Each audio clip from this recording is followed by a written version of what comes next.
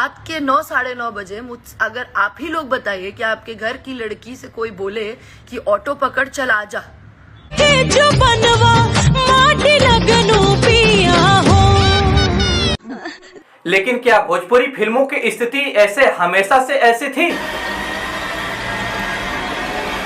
अबे जल्दी बोल, कल सुबह पनवेल निकलना है। अच्छा दोस्तों, भोजपुरी फिल्मों की शुरुआत 1963 में आई भोजपुरी फिल्म गंगा मैया तोहे पियरी चढ़ाइबो से शुरुआत होती है। और हालांकि इसके पहले भी भोजपुरी फिल्में कई बन चुकी थी 1960 के दशक में ही, लेकिन जो मुख्य पहचान मिली भोजपुरी फिल्मों की वह 1963 में आई गंगा माई तोहे पियरी चढ़ाइबो से शुरुआत होती है। इसके जो डायरेक्टर थे वह शाहबादी थे और इसमें मेन लीड जो हीरो थे वह आशा पारेख, विजय खरे और नाजिर हुसैन जैसे मुख्य कलाकार शामिल थे। इस फिल्म में ग्रामीण विकास को दिखाया गया है, पारिवारिक संबंधों को दिखाया गया है और साथ में ग्रामीण विकास में को जो तंज कसा जाता है वह सब इसमें फिल्माया गया है। पंडित के नाम मिले सगुनवा बाबा समझे ना मोर मनवा, पंडित के नाम मिले सगुनवा बाबा समझे ना मोर मनवा, एक सैया बिन जेवनवा नाही लागे सखिया, नीक सैया बिन जेवनवा। 1980 और 90 के दशक में भोजपुरी फिल्मों का सबसे ज्यादा गिरावट आई थी और इसका मुख्य कारण यह माना जाता है कि उस समय प्रभावशाली एक्टर्स की कमी थी, सितारों की कमी थी। और ऐसा एक और मुख्य कारण यह भी माना जाता है कि उस समय कोई भोजपुरी फिल्मों में बजट नहीं लगाना चाहता था, अर्थात कोई प्रोड्यूसर पैसे नहीं लगाना चाहता था। और कहते हैं किसी भी फिल्म की कोई रीढ़ की हड्डी उसकी स्टोरी के साथ साथ उसे कैसे प्रस्तुत किया जाता है यह माना जाता है, अर्थात उसके टेक्नीशियन कैसे हैं उसका काफी ज्यादा योगदान होता है। और इस दशक में भोजपुरी फिल्मों में अच्छे टेक्नीशियन की बहुत ज्यादा कमी थी।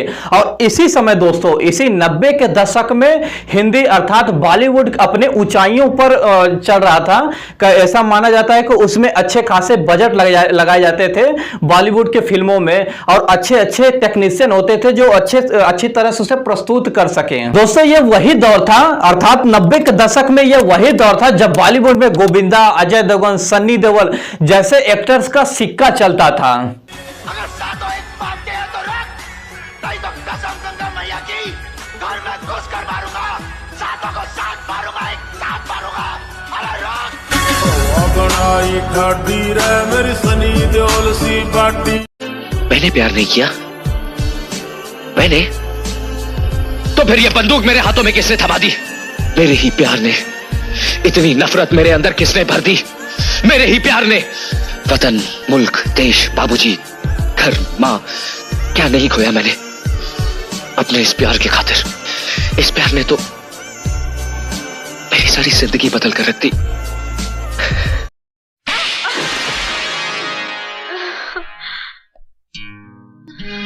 तुम क्या समझती हो मुझे तुम्हारे जिस्म की जरूरत है? तुम्हारे शरीर की भूख है मुझे?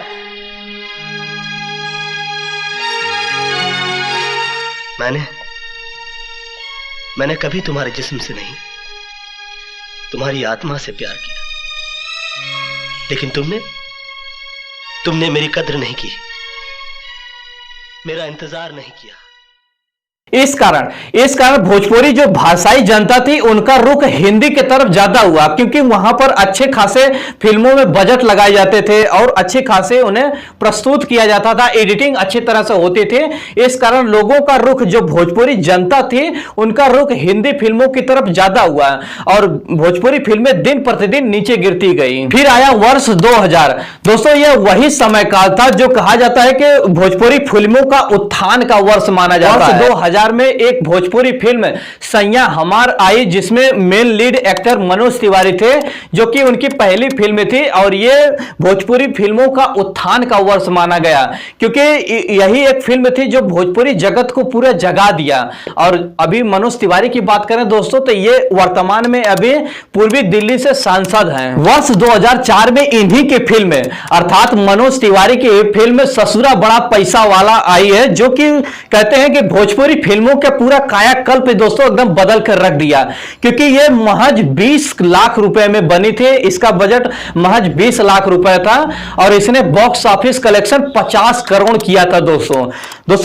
ऐसा आज के समय भोजपुरी फिल्मों में 50 करोड़ कमाना कोई बड़ी बात नहीं दोस्तों, लेकिन उस समय वर्ष 2004 में जब भोजपुरी फिल्मों का थिएटर का टिकट महज 20 रुपए होता था, तब के समय में यह 50 करोड़ कमाना बहुत बड़ी बात थी दोस्तों। और इसने यही फिल्म ससुरा बड़ा पैसा वाला ने पूरे भोजपुरी जगत में एकदम सबको झकझोर कर रख दिया कि हाँ, भोजपुरी फिल्में भी अपनी दमखम रखती हैं और एक अच्छे खासे मुद्दे पर भोजपुरी फिल्में बनती हैं। और वहीं पर सोने पर सुहागा यह हो गया कि रवि किशन की फिल्म वर्ष 2005 में आई पंडित जी बताई ना बियाह कब हुई, इसने भोजपुरी फिल्म का स्तर ही चेंज करके रख दिया दोस्तों। और ऐसा माना जाता है कि तब भोजपुरी फिल्मों का स्तर हिंदी फिल्मों के बराबर माना जाने लगा। और इस कारण जो है कि हिंदी फिल्मों के एक्टर भोजपुरी फिल्मों में काम करने लग गए थे।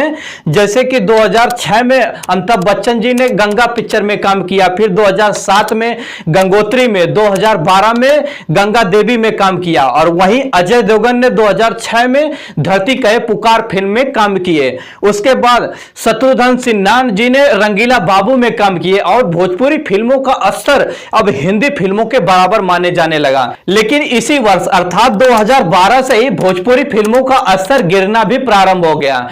इसका मुख्य कारण यह माना जाता है कि भोजपुरी फिल्मों का शुरुआत से कोई भी सेंसर बोर्ड नहीं हुआ करता था, कोई भी जो है कि एडल्ट कंटेंट बनाता था, जिसका मुख्य जो प्रभाव था वो समाज पर पड़ना प्रारंभ हो गया था। दोस्तों, ऐसा माना जाता है कि भोजपुरी फिल्मों में इनके यूज किए हुए इनके भद्दे और फुहरपन वाले गाने इस इंडस्ट्री की छवि खराब करने में सबसे ज्यादा अहम रोल अदा किए हैं। और इसी दौरान 7 मई 2008 को यूट्यूब इंडिया में लॉन्च हो गया दोस्तों।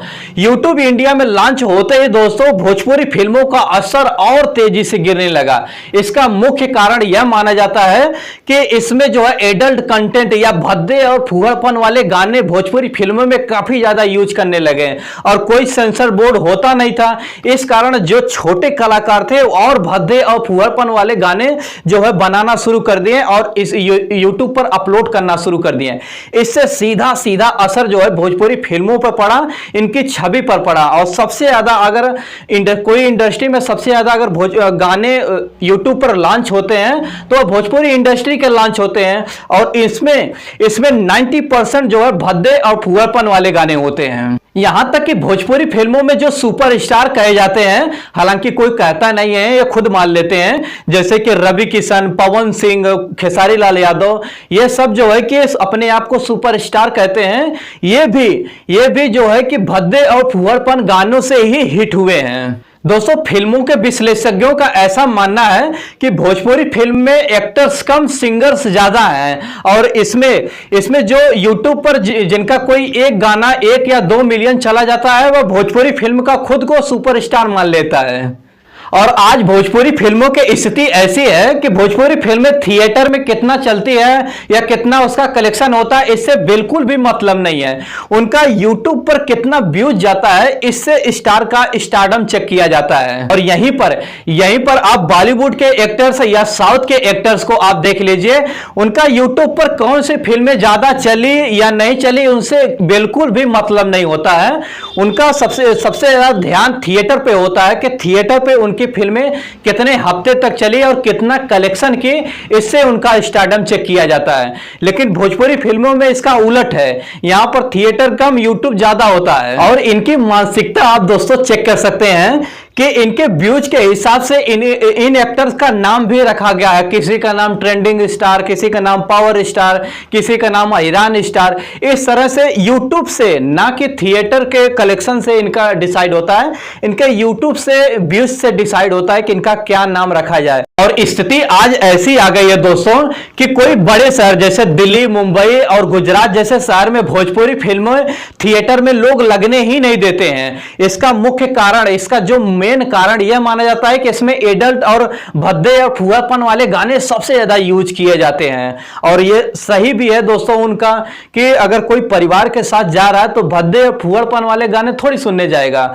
वो आज यूट्यूब या मोबाइल से ही हर कोई एकांत में भी देख सकता है। कोई बड़ी बात नहीं है, लेकिन अगर वो कहीं थिएटर में जा रहा है परिवार के साथ तो वह अच्छा कंटेंट देखने के मूड में जा रहा है। लेकिन भोजपुरी फिल्में वाले वो गंदे और भद्दड़पन, इसी वजह से ये भोजपुरी फिल्में जानी जाती है, अपने गंदे और भद्दे और फुहरपन वाले गाने की वजह से ही जानी जाती है। दोस्तों, यूपी और बिहार के नेताओं ने इतने ज्यादा घोटाले किए हैं कि पूरा समाज का कमर तोड़ के ही रख दिए हैं, और वहीं पर भोजपुरी फिल्में और इनके गाने पूरा यूपी बिहार के जो समाज का जो कल्चर होता है उसे पूरा बर्बाद करके रख दे रहे हैं। हर जगह जहां भी कोई बड़े शहर में जाओ तो उन्हें बिहारी या यूपी वाले भैया के नाम से जाना जाता है, ना कि एक शिक्षित और सभ्य समाज के रूप में देखा जाता है।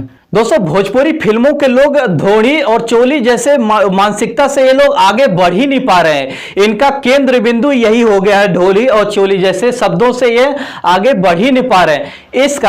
इस कारण भोजपुरी का असर दिन प्रतिदिन नीचे ही गिरता जा रहा है। जरूरत है दोस्तों कि एक अच्छे और शिक्षित लोग भोजपुरी फिल्मों में आए और एक सामाजिक मुद्दे पर फिल्में बनाएं, जिससे कि भोजपुरी फिल्मों का स्तर बढ़े और इसे ना सिर्फ यूपी बिहार तक ही सीमित रखा जाए बल्कि पूरे इंडिया लेवल पर देखा जाए और एक सभ्य समाज के रूप में स्वीकारा जाए।